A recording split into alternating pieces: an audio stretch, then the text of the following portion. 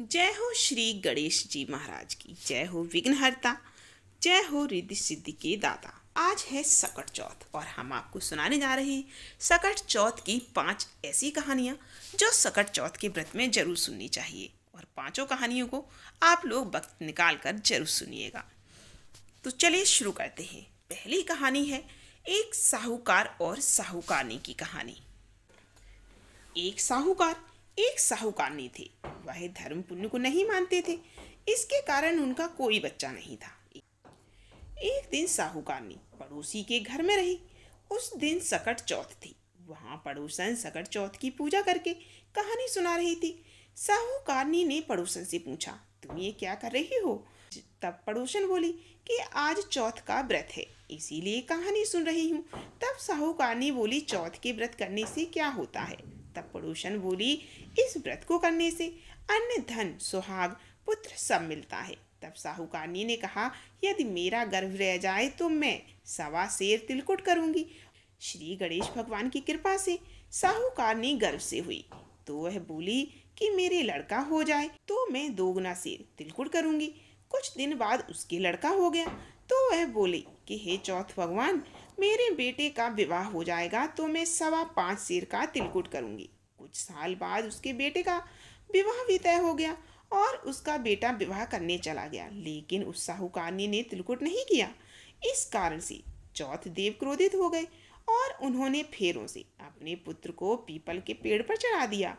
सभी वर को खोजने लगे पर वो नहीं मिला और सारे लोग अपने अपने घर को लौट गए। इधर जिस लड़की से साहूकारनी के लड़के का विवाह होने वाला था, वह अपनी सहेलियों के साथ गणगौर पूजने के लिए जंगल में जाती है। तभी रास्ते में पीपल के पेड़ से एक आवाज आई, ओ मेरी अर्धव्याही। यह बात सुनकर जब लड़की घर आई, उसके बाद वह धीरे धीरे सूख कर कांटा होने लगी। एक दिन लड़की की माँ ने कहा, मैं अच्छा खिलाती हूँ, अच्छा पहनाती हूँ, फिर भी तू सूखती चली जा रही है। तब लड़की अपनी माँ से बोली कि वह जब दूध लेने के लिए जंगल में जा रही थी तो पीपल के पेड़ से एक आदमी कहता है कि ओ मेरी अर्धव्याही। उसने मेहंदी लगा रखी है और सेहरा भी बांध रखा है। जब उसकी माँ ने पीपल के पेड़ के पास जाकर देखा तो उसने देखा कि ये तो उसका जमाई है। तब उसकी माँ ने जमाई से कहा, यहाँ क्यों बैठे हो? मेरी बेटी तो अर्धव्याही कर दी, अब और क्या लोगे? साहूकारनी का बेटा बोला, मेरी माँ ने चौथ तिलकुट बोला था लेकिन नहीं किया, इसलिए चौथ माता ने नाराज होकर यहाँ बैठा दिया। यह सुनकर उस लड़की की माँ साहूकारनी के घर गई और उसने पूछा कि तूने सकट चौथ का कुछ बोला है क्या? तब साहूकारनी बोली, हाँ तिलकुट बोला था। उसके बाद साहूकारनी बोली, मेरा बेटा घर आ जाए तो मैं 2 मन का तिलकुट करूंगी। इससे श्री गणेश भगवान प्रसन्न हो गए और उनके पुत्र को फेरों में लाकर फिर से बैठा दिया। बेटे का विवाह बड़े धूमधाम से हो गया। जब साहूकारनी के बेटे एवं बहू घर आए तब साहूकारनी ने 50 मन तिलकुट किया और बोली, हे चौथ देव, आपके आशीर्वाद से मेरे बेटे बहू घर आए हैं, इसीलिए हमेशा तिलकुट करके मैं व्रत करूंगी। इसके बाद सभी नगरवासियों ने तिलकुट के साथ सकट व्रत करना प्रारंभ कर दिया। हे सकट चौथ, जिस तरह तुमने साहूकारनी को बेटा बहू से मिलाया, वैसे ही हम सबको मिलवाना और इस कथा को सुनने वालों का भला करना। अब सकट चौथ की दूसरी कथा देवरानी तथा जेठानी की। एक शहर में देवरानी जेठानी रहती थी। जेठानी अमीर थी और देवरानी गरीब थी। देवरानी गणेश जी की बड़ी भक्त थी। देवरानी का पति जंगल से लकड़ी काट लाता, बेचता और अक्सर बीमार रहता था। देवरानी जेठानी के घर का सारा काम करती और बदले में जेठानी बचा हुआ खाना, पुराने कपड़े आदि उसको दे देती। इसी से देवरानी का परिवार चल रहा था। माघ महीने में देवरानी ने तिल चौथ का व्रत किया। 5 आने का तिल व गुड़ लाकर तिलकुट्टा बनाया। पूजा करके तिल चौथ की कथा कही और सुनी और तिलकुट्टा को छीके में रख दिया और सोचा कि चांद उगने पर पहले तिलकुट्टा और उसके बाद ही कुछ खाएगी। कथा सुनकर वह जेठानी के यहाँ चली गई। बनाकर जेठानी के बच्चों से खाना खाने को कहा तो बच्चे बोले, माँ ने व्रत किया है और माँ भूखी है, जब माँ खाना खाएगी तब हम भी खाएंगे। जेठ जी को खाना खाने को कहा तो जेठ जी बोले, मैं अकेला नहीं खाऊंगा, जब चांद निकलेगा तब सब खाएंगे और तभी मैं भी खाऊंगा। जेठानी ने उससे कहा कि आज तो किसी ने भी अभी तक खाना नहीं खाया है, तुम्हें कैसे दे दूं? तुम सुबह सवेरे ही बचा हुआ खाना ले जाना। देवरानी के घर पर पति बच्चे सब आस लगाए बैठे थे कि आज तो त्योहार है, इसीलिए कुछ पकवान आदि खाने को मिलेगा। परंतु जब बच्चों को पता चला कि आज तो रोटी भी नहीं मिली तो बच्चे रोने लगे। उसके पति को भी बहुत गुस्सा आया और कहने लगा, सारा दिन काम करके भी 2 रोटी नहीं ला सकती तो काम क्यों करती हो? पति ने गुस्से में आकर पत्नी को कपड़े धोने के धोवने से मारा। धोवना हाथ से छूट गया तो फाटे से मारा। वह बेचारी गणेश जी को याद करती हुई रोते रोते पानी पीकर सो गई। उस दिन गणेश जी देवरानी के सपने में आए और कहने लगे कि सो रही है या जाग रही है? वह बोली, कुछ सो रही हूँ, कुछ जाग रही हूँ। गणेश जी बोले, भूख लगी है, कुछ खाने को दे दो। देवरानी बोली, क्या दूँ? मेरे घर में तो अन्न का एक दाना भी नहीं है। जेठानी बचा खुचा खाना देती थी, आज वह भी नहीं दिया। पूजा का बचा हुआ तिलकुट्टा छीके में पड़ा है, वही खा लो। तिलकुट्टा खाने के बाद गणेश जी बोले, धोबने मारी पाटे मारी, निपटाई लगी है। कहाँ निपटे? यहाँ पड़ा घर, जहाँ इच्छा हो वहाँ निपट लो। फिर गणेश जी बच्चे की तरह बोले, अब पहुँचूं कहाँ? नींद में मग्न अब देवरानी को बड़ा गुस्सा आ गया कि कब से तंग किए जा रहे हैं, सो बोले, आके मेरे सर में पहुँच लो। सुबह जब देवरानी उठी तो यह देखकर हैरान रह गई कि पूरा घर हीरे मोती से जगमगा रहा है। सिर पर जहाँ विनायक जी पूछनी कर गए थे, वहाँ हीरे के टीके व बिंदी जगमगा रहे थे। उस दिन देवरानी जेठानी के यहाँ काम करने नहीं गई। बड़ी देर तक राह देखने के बाद जेठानी ने बच्चों को देवरानी को बुलाने को भेजा। जेठानी ने सोचा कल खाना नहीं दिया, इसीलिए शायद देवरानी बुरा मान गई। बच्चे बुलाने गए तो बोले, चाची चलो, माँ ने बुलाया है, सारा काम पड़ा है। देवरानी ने जवाब दिया कि अब उसकी ज़रूरत नहीं है, घर में सब भरपूर है गणेश जी के आशीष से। बच्चों ने जाकर माँ को बताया कि चाची का तो पूरा घर हीरे मोतियों से जगमगा रहा है। जेठानी दौड़ती हुई देवरानी के पास आई और पूछा, ये सब कैसे हो गया? देवरानी ने उसके साथ जो हुआ वह सब कह बताया। घर लौटकर जेठानी ने अपने पति से कहा कि आप मुझे धोबने और पाटे से मारो। उसका पति बोला कि भली मानस, मैंने कभी तुम पर हाथ भी नहीं उठाया, मैं तुम्हें धोबने और पाटे से कैसे मार सकता हूँ? वह नहीं मानी और जिद करने लगी। मजबूरन पति को उसे मारना पड़ा। उसने ढेर सारा घी डालकर चूरमा बनाया और छीके में रखकर सो गई। रात को चौथ विनायक जी सपने में आए और कहने लगे, मुझे भूख लगी है, क्या खाऊं? जेठानी ने कहा, हे गणेश जी महाराज, मेरी देवरानी के यहाँ तो आपने सूखा तिलकुट्टा खाया था, मैंने तो झरते घी का चूरमा बनाकर आपके लिए छीके में रखा है। फल और मेवे भी रखे हैं, जो चाहे खा लीजिए। बाल स्वरूप गणेश जी बोले, अब निपटूं कहाँ? जेठानी बोली, उसके यहाँ तो टूटी फूटी झोपड़ी थी, मेरे यहाँ तो कंचन के महल हैं, जहाँ चाहो निपट लो। फिर गणेश जी ने पूछा, अब पहुँचूं कहाँ? जेठानी बोली मेरे ललाट पर पहुँच लो। धन की भूखी जेठानी सुबह बहुत जल्दी उठ गई। सोचा घर हीरे जवाहरात से भर गया होगा, पर देखा तो पूरे घर में गंदगी फैली हुई थी। तेज बदबू आ रही थी। उसके सिर पर भी बहुत सी गंदगी लगी हुई थी। उसने कहा, हे गणेश जी महाराज, ये आपने क्या किया? मुझसे रूठे और देवरानी पर टूटे। जेठानी ने घर की सफाई करने की बहुत कोशिश की, परंतु घर की गंदगी नहीं दूर हुई और ज़्यादा फैलती गई। जेठानी के पति को मालूम चला तो वह भी बहुत गुस्सा हुआ और बोला, तेरे पास इतना सब कुछ था, फिर भी तेरा मन नहीं भरा। परेशान होकर चौथ के गणेश जी से मदद करने के लिए विनती करने लगी। गणेश जी ने कहा, देवरानी से जलन के कारण तूने जो किया था यह उसी का फल है। अब तू अपने धन में से आधा धन उसे दे देगी, तभी ये घर साफ होगा। उसने आधा धन बांट दिया, किंतु मोहरों की एक हांडी चूल्हे के नीचे गाड़ रखी थी। उसने सोचा किसी को पता नहीं चलेगा और उसने उस धन को नहीं बांटा। उसने कहा, हे श्री गणेश जी, अब तो यह सब बिखराव समेटो। वे बोले, पहले चूल्हे के नीचे गड़ी हुई मोहरों की हांडी सहित ताक में रखी 2 सुई के भी 2 हिस्से कर। इस प्रकार गजानन ने बाल स्वरूप में आकर सुई जैसी छोटी चीज का भी बंटवारा कर दिया और अपनी माया समेटी। हे श्री गणेश जी महाराज, जैसे आपने देवरानी पर कृपा की है, वैसे ही कहानी कहने वाले, सुनने वाले और हुंकारा भरने वाले सभी लोगों पर अपनी कृपा करना। बोलो श्री गणेश महाराज की जय। सकट चौथ की तीसरी कथा। किसी नगर में एक कुम्हार रहता था। एक बार जब उसने बर्तन बनाकर आवा लगाया तो वह पका नहीं। परेशान होकर वह राजा के पास गया और बोला कि महाराज, न जाने क्या कारण है कि आवा आज पक ही नहीं रहा है। राजा ने राज पंडित को बुलाकर कारण पूछा। राज पंडित ने कहा, हर बार आवा लगाते समय एक बच्चे की बलि देने से आवा पक जाएगा। राजा का आदेश हो गया। बलि आरंभ हुई। जिस परिवार की बारी होती वह अपने बच्चों में से एक बच्चा बलि के लिए भेज देता। इस तरह कुछ दिनों बाद एक बुढ़िया के लड़के की बारी आई। बुढ़िया के एक ही लड़का था तथा उसके जीवन का सहारा वही था। पर राज आज्ञा कुछ नहीं देखती। यह सोचने लगी कि मेरा तो एक ही बेटा है, वह भी सकट के दिन मुझसे जुदा हो जाएगा। फिर उसको एक उपाय सूझा। उसने लड़के को सकट की सुपारी तथा दूब का बीड़ा देकर कहा, भगवान का नाम लेकर आवा में बैठ जाना, सकट माता तेरी रक्षा करेंगी।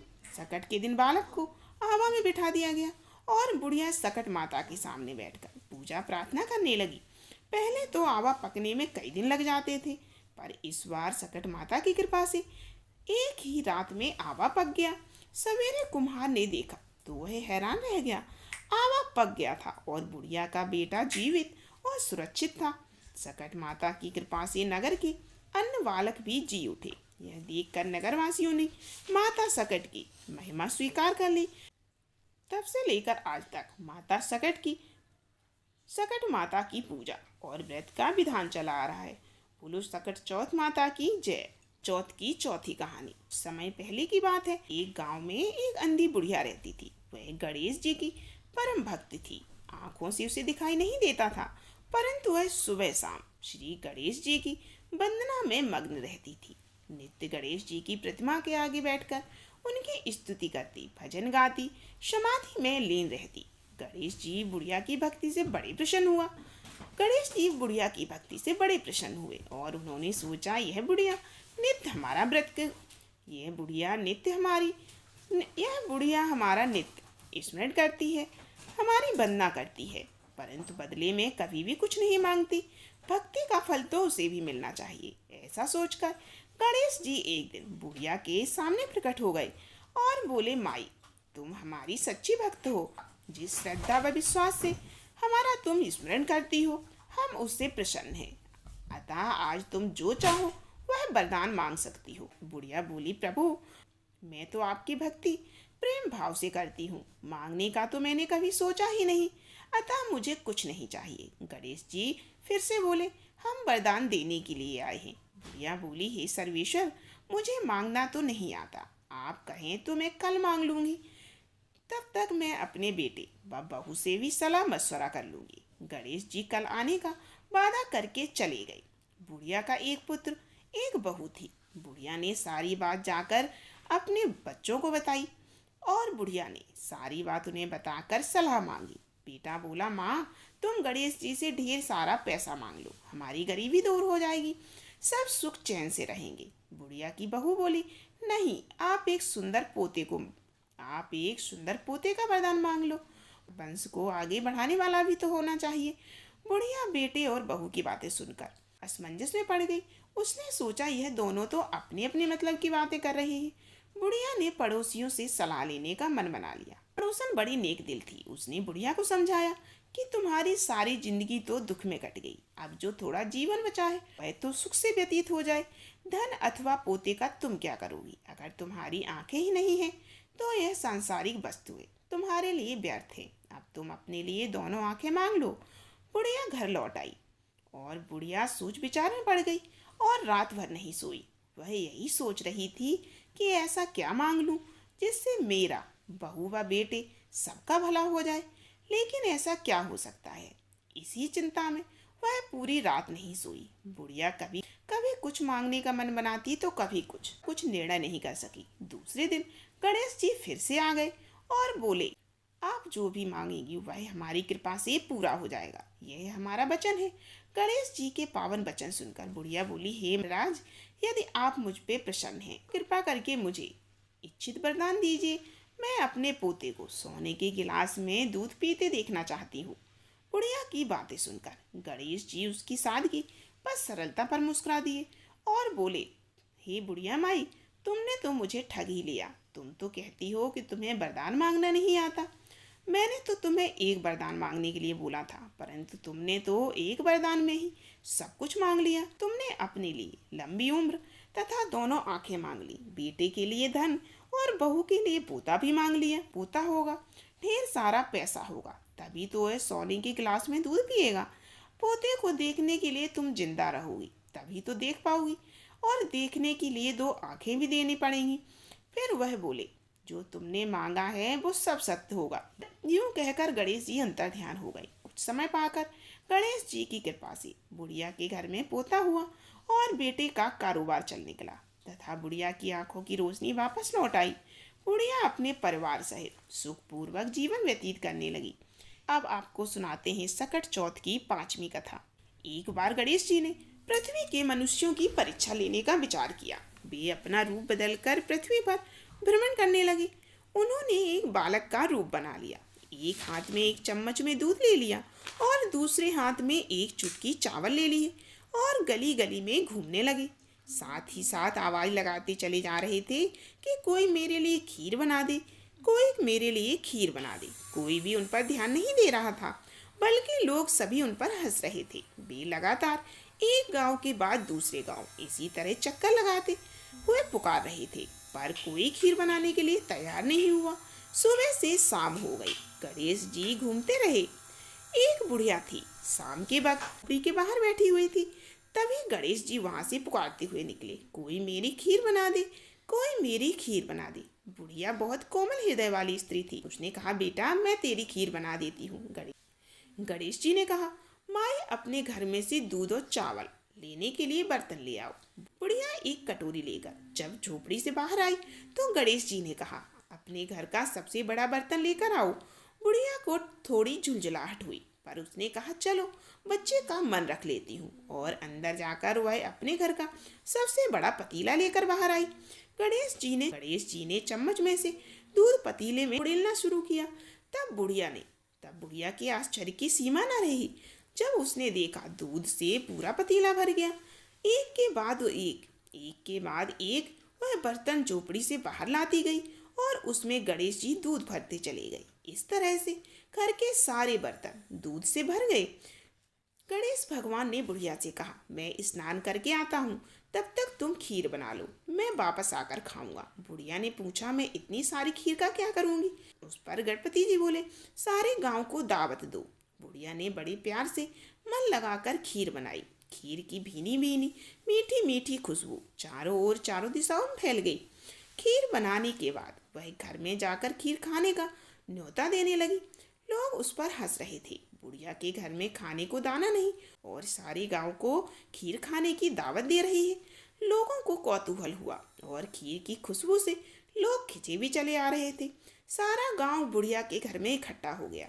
जब बुढ़िया की बहू को दावत की बात मालूम हुई तब वह सबसे पहले वहां पहुंच गई।